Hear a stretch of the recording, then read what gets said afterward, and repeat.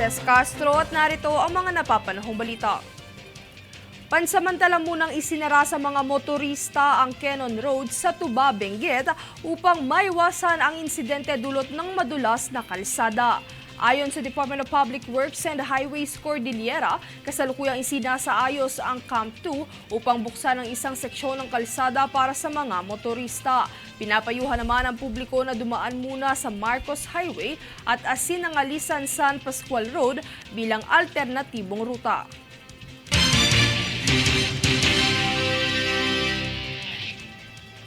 Samantala, muling nilinaw ng Philippine Statistics Authority o PSA na wala itong alok na tulong pinansyal sa mga rehistrado sa National ID. Ating niyang alamin mula kay Danisa Lopez.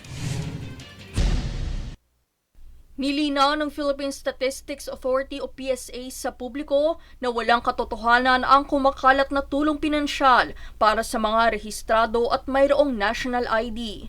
Pagpapaliwanag dito, ang National ID ay nagbibigay lamang ng pagkakakilanlan at nagsisilbing valid proof of identity ng isang Pilipino. Kaya't ayon kay National Statistician at Civil Registrar General Undersecretary Claire Dennis Mapa, huwag maniwala sa mga kumakalat na posts online ukol dito dahil bukod sa hindi ito otorisado ay wala itong ugnayan sa ahensya. Hinihikayat din ng publiko na agad ipagbigay alam sa PSA ang anumang makitang maling impormasyon na kumakalat o masaksihan na kahina-hinalang gawain. Nananatili namang bukas ang tanggapan at opisyal na communication channel ng PSA para sa anumang reklamo o katanungan. Danisa Lopez nag-uulat para sa One Media Network. Mainit na balita, hawak na ng mga otoridad ang Kingdom of Jesus Christ leader na si Apollo Kibuloy matapos kusang sumuko 1:30 ng hapon nitong linggo ika-8 ng Setyembre. Bukod kay Kibuloy, nahuli rin ng 4 pa nitong kasama matapos bigyan sila ng 24 oras na ultimatum na lumabas sa isa sa mga gusali sa loob ng 30 ektaryang KOJC compound sa Davao City. Umabot sa higit 2 linggo ang paghahanap kay Kibuloy na nahaharap sa umano'y kasong child abuse, sexual abuse at qualified human trafficking. Inaasahan na maidetena si Kibuloy at ang kanyang mga kasama sa parehong compound ng dating alkalde ng Bamban Tarlac na si Alice Guo.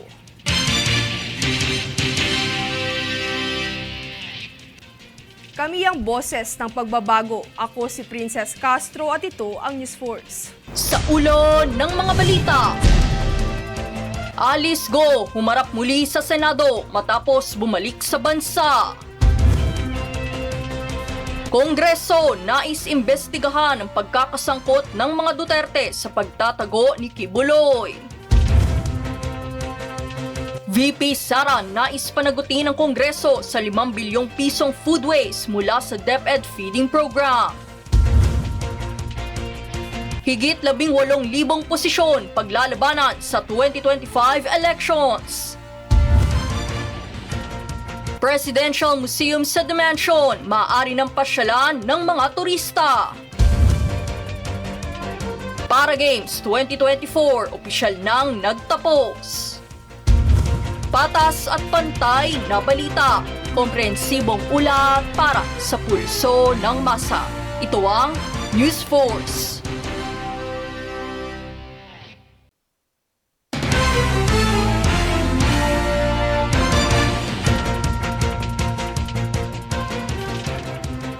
Ako si Princess Castro at narito ang mga napapanahong balita. Nagsagawang muli ng isang cleaning operation ang cleaning group ng Metropolitan Manila Development Authority o MMDA sa pampang ng Manila Bay nitong weekend. Ito ay bunsod ng toneladang plastik, kemikal at iba pang uri ng basura na naanod ng tubig sa baybayin. Kaugnay nito, patuloy naman ang pagpapaalala ng ahensya sa publiko na maging responsable sa pagtatapon ng basura upang hindi maging sagabal at sanhi ng pagbaha sa mga karatig na lugar.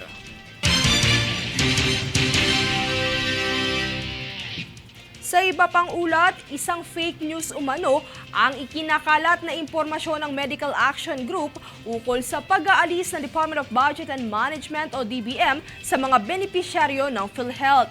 Yan ang balitang hatid ni Danisa Lopez.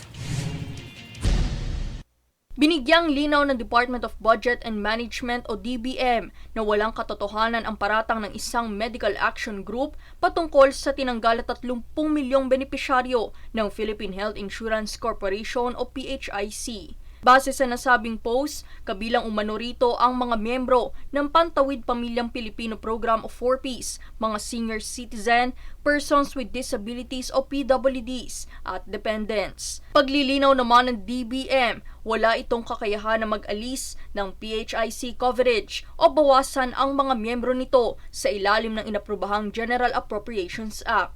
Kasalukuyan namang kumikilos na ang legal team ng DBM para sa agarang aksyon laban sa maling impormasyon na kumakalat online. Muli ring pinaalalahanan ng publiko na tanging tumutok lamang sa opisyal at lehitimong plataporma ng kagawaran para hindi maging biktima ng fake news. Danisa Lopez, nag-uulat para sa One Media Network.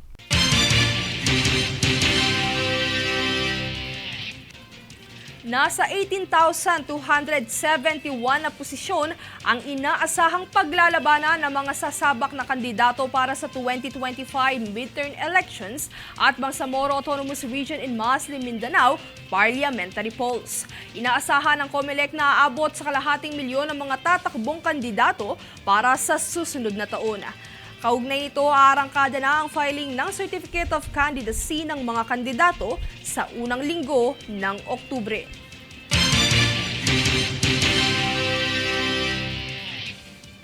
Kami ang boses ng pagbabago. Ako si Princess Castro at ito ang News Force.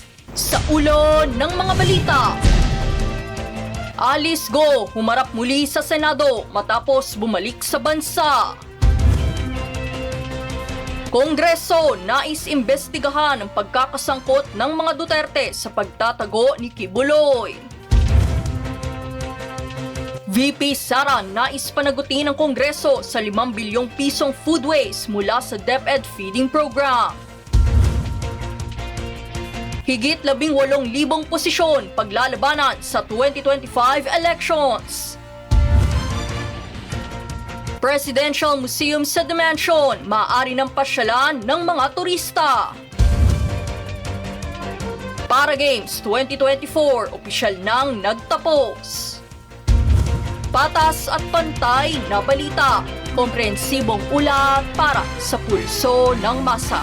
Ito ang News Force.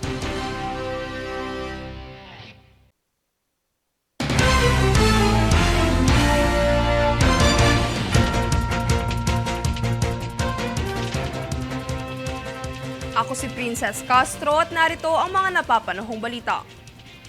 Ibinahagi ng Department of Social Welfare and Development o DSWD ang kasalukuyang datos ng Family Food Packs o FFPs na naipamahagi. Sa kasalukuyan ay nasa mahigit 400,000 FFPs na ang naipamahagi sa rehiyon ng NCR, CAR, Ilocos, Cagayan Valley, Central Luzon, Calabarzon, Bicol, Western at Eastern Visayas. Patuloy naman ang pag-aantabay at pamamahagi ng tulong ng departamento para sa higit pang mga nangangailangan.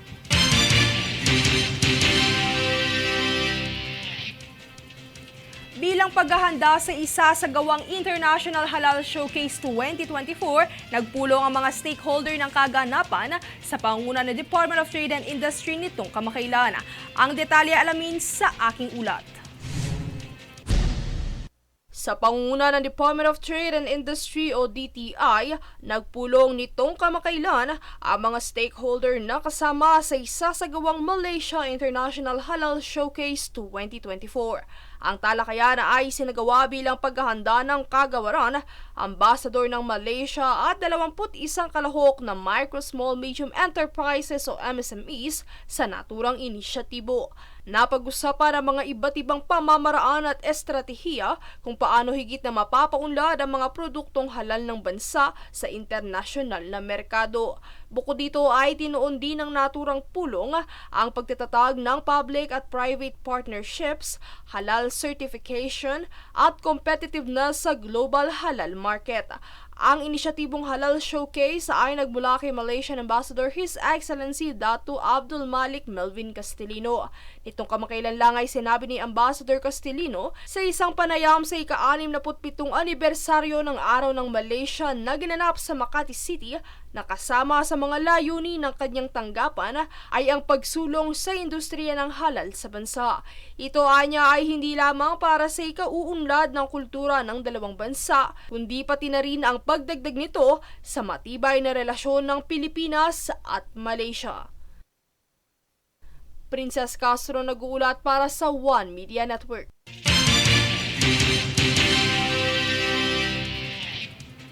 Binalaan ng Department of Migrant Workers o DMW ang publiko laban sa mga iligal na pagre-recruit online para makatrabaho abroad. Ayon sa DMW, dapat na lisensyado ang isang recruitment agency, kaya payo nito sa publiko, suriing mabuti at ipa-verify muna sa tanggapan ng ahensya upang hindi maging biktima ng scam. Payo naman ng DMW, ipagbigay alam kagad sa Migrant Workers Protection Bureau ang anumang kahina-hinalang gawain o peking job posting sa social media.